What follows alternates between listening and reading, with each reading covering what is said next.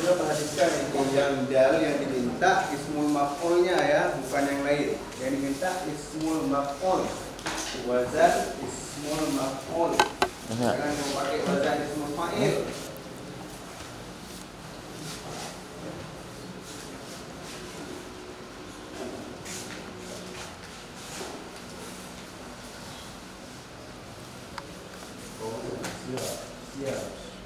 Ya, ismul maf'ul.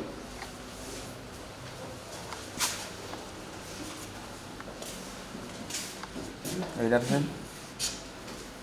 Ada darasan? Hadis. Tak ada. Dah siap?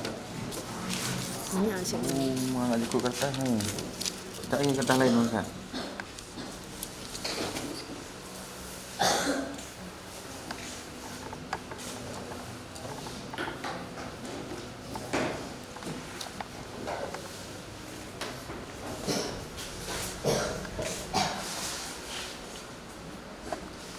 Ni walat. Mana?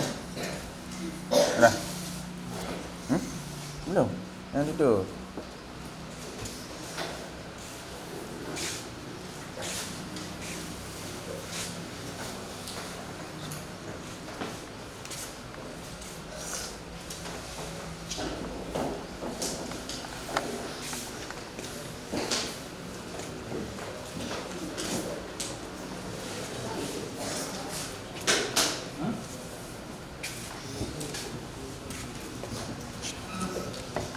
Mana? Tengok.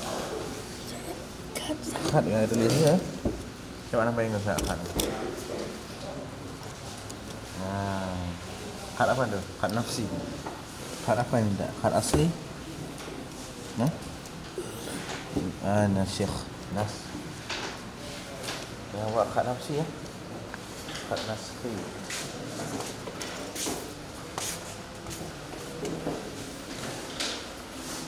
Okey, buat kelas 3 ya. Kelas berapa?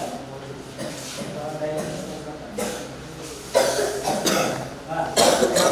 yang adal, dal, ya.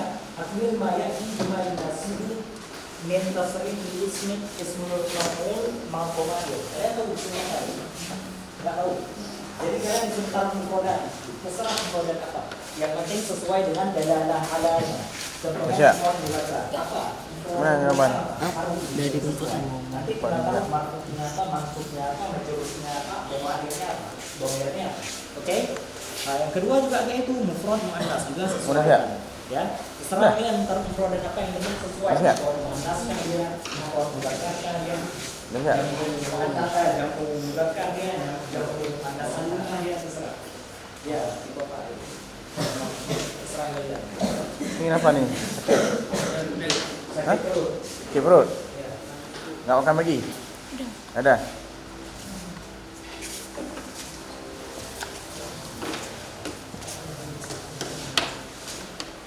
Dah siap tak? Belum?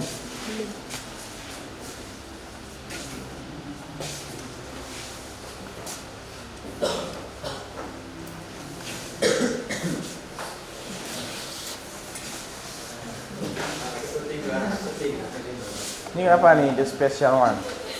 Kenapa duduk sini? Septian? Dia suruh hitung kaki ayam lagi. You? Ni kenapa duduk sini? Melanggar, bukan? Ngantuk lah. Oh, siap Rafi? Mana kaligrafinya?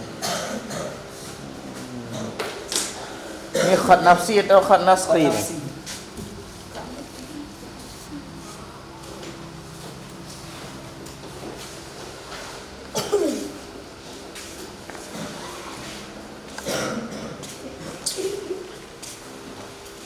Kamu dah siap Afsah?